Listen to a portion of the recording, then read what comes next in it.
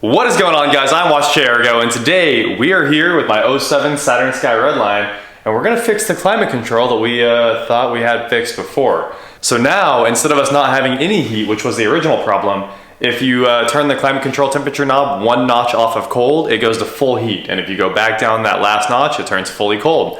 So we're going to pull the dash apart and solder in a 68 ohm resistor to a certain wire in there. I'll get it all figured out, put a diagram in this video for you guys, and yeah, let's get to work.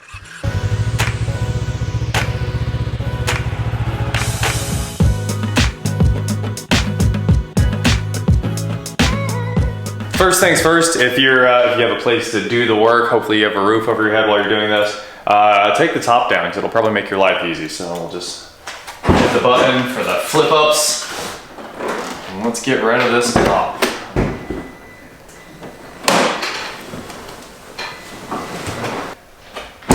All right, now we got a little bit of light inside, and let's grab some tools. You're gonna want some trim tools and I think a 7mm socket, and that's probably all you need. We'll figure it out as we go along. So to start out with, we're gonna pull this cover off right here. If you need to pull all of this off, you start right here in the middle. There's a tab here and a tab here. You'll want to pull those. It just lifts up, and then you'll pull that off the e-brake right there. And the shifter boot also just lifts up. You just pry around that chrome ring. You can reach under the boot there to pop that out. From what I've seen, it just lifts up. I haven't taken that apart, and I don't think I need to take any of this apart because I'm only trying to access this right here, and I don't need to take the shifter out or anything like that. Shouldn't. So we're gonna go ahead and start right here. See if we can get a trim tool in here, that is. Let's, there we go. Pops right off. And there's our 7mm for the bottom right there. And once you have these two screws out of the lower, there's two more screws underneath that are up here kind of in the kick panel area. And we've got a screw right here and a screw right there. So we do have to pop that footwell cover off, and then we can get those bolts out, and we can slide this whole cover off, and we'll go from there. There's all three push fasteners. I can pop this down now. Okay, I got tired of using a ratchet. We're gonna use some real tools here.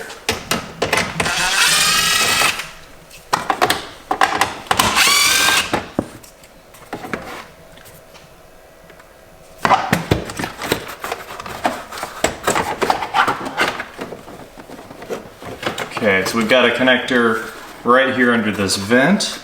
This connector is the fog lights, and this last connector here is the dimmer for the instruments. Now we're gonna start with the same cover on the passenger side. Let's put our trim tool back in here and give it a good pop. Awesome. Now, pull our two 7mm. Next, we're gonna open the glove box and pop out these two covers that are hiding some screws. See if we can do this without scratching anything up. Okay, there's one cover. Pull these two bolts out. And there's one more 7mm right down here at the very bottom up in front of the passenger cup holder. And remove that. I'm gonna take the trim tool, pop off the lower piece again, just like we did on the other side. It's got more of those giant button fasteners. I'm gonna go ahead and pull the lower glove box hinge pins. It's really easy. You just squeeze them and slide them out. It'll be really obvious once you're inside there how that works. Squeeze the end of it, give it a little push, slide it out, and the glove box entirely should just drop off. It's got these little cables holding it up. You're gonna push down on that and slide it out of its hole, just like that. All right, now the glove box is out. We'll just set it right there for now, and that should let us get to all of our other screws here. We're getting close. And the last two 7mm to get the glove box out, well, there's one right here, and there's another one in the opposite corner right here. And the glove box should be free. Well, the enclosure for the glove box, that is. You do have to unhook the trunk button. Let's see. Connector for that's on the bottom. So now that both lower dash panels have been removed, we're basically trying to remove this piece of plastic right here with this surround. So I think we can just pull. There's actually one more 7mm bolt down here. It's at the very bottom of the cover we're trying to remove, and you're gonna hit it at this angle. So let me hop in there real quick, pull that one off. Now I think we're free. Got that one loose. That looks a lot better. Okay, now we should be down to just pulling. I'm gonna hop over there, let's get it out. I grabbed another trim tool with an angle, and hopefully that lets us clear the windshield here. I think we have to pop a tab that's like right up here. Sounds like we're making some progress there. And there's the other tab. All right, so there's definitely one tab here and one tab there. Be careful with those, you don't want to scratch up the piano black, so don't use metal. And now, there's the last tab. Okay, so now we of course have two more wires, traction control and the airbag. There's also one more harness going to the cigarette lighter. We're gonna push down on that one, pull it out. It worked out pretty well. Once you have your connector out for your hazards, you can pull out the entire center. It's one gigantic piece. So to access the climate control, you have to remove the entire upper dash. I just learned that, and that is a huge project actually. What we're gonna try to do here, since we just need to access the wiring harness going to the climate, is pull the radio, because the radio is just 4 bolts in a couple more seconds. So here comes the radio. We'll put those right there.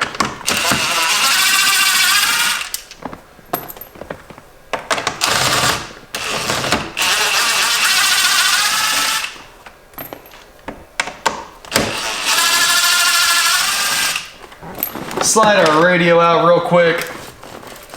Here it comes. To remove the antenna from the radio, you have to actually pull back on this connector. It actually locks in. So pull back on the collar and then you can pull the antenna out. It's not too difficult or anything like that. You'll figure it out really quickly. And the radio obviously comes out nice and smooth. So there's 2 electrical connectors on the back of the climate control and a bunch of vacuum lines. And I'm not quite sure which connector I need to remove, so I'm just gonna pull both of them and take a look here. Seems like it should be relatively easy. It's got a nice tab on it to grab it with. All right, there's one. It is, you're looking for a light blue and black wire, it's F. So it's this connector, and it's all the way in the corner here. So if you pull the connector, reach up in, you'll just kind of squeeze the connector. It's got 2 little tabs there, and then pull straight back. And as long as you don't move the connector at all, you're looking at the bottom right side. So it's that pin right there. That's the one you want, and it is that light blue and black wire. Light blue with a black stripe. And you'll probably have to cut some of this tape back so you can access it. Looks like my tape wrap starts right about there. So I'm gonna pull the tape back about 1 inch, and that should give me plenty of room to cut this wire and then splice in my 68 ohm half-watt resistor. Okay, I slid the tape back a little bit. I had to cut a tiny bit of it, but for the most part, it's gonna slide back over these wires when I'm done. We're just gonna go ahead and cut the blue wire right there. Boom. All right, that's our wire. And now I'm gonna hop in here and strip both ends of this and put our resistor in, and I've got a nice big piece of heat shrink to cover it all up and make it look factory. The worst part about this is you're working with like almost no room in here because you can't get the connector out much. And you have to strip wires and get heat shrink on them and solder. We'll start with the resistor on the short end here. Get a nice wrap around here. And I'm also doing this without much light, so we're gonna go ahead and tin the tip just a little bit and get our solder flowing. A nice joint. Perfect, perfect. All right, that looks super clean. I'll show you guys the first joint here.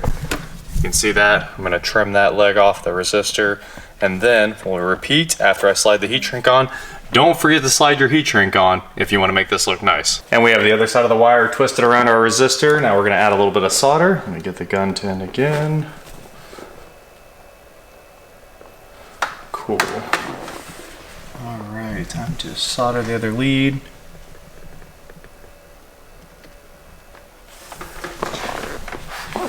So this looks good. Let me show you guys where we're at. You can see the heat shrink on the resistor and the wire. I have a little bit of excess wire that I'm gonna hide, and then hopefully I can slide all of this like heat shrink-ish tape back down onto the wiring. So it's, there we go. Quite a bit of it back on there. And that looks pretty factory. So we're gonna plug it back in. It goes just like this. You'll kind of feel around on the back of the climate control. There it goes. Let's put the dash back together. Don't forget to plug everything in. There's the cigarette lighter, here's the traction control, Here is the airbag occupancy sensor light. There it goes. And we can just kind of work everything back into place. Should go pretty quickly once you've got it apart. Don't forget to reach back up inside the glove box, pull down the hanger, slide it back into its position. Buttoning up the rest of the interior right now. Get that aligned. Everything should jump right back into place. And now, let's fire this up and test it out.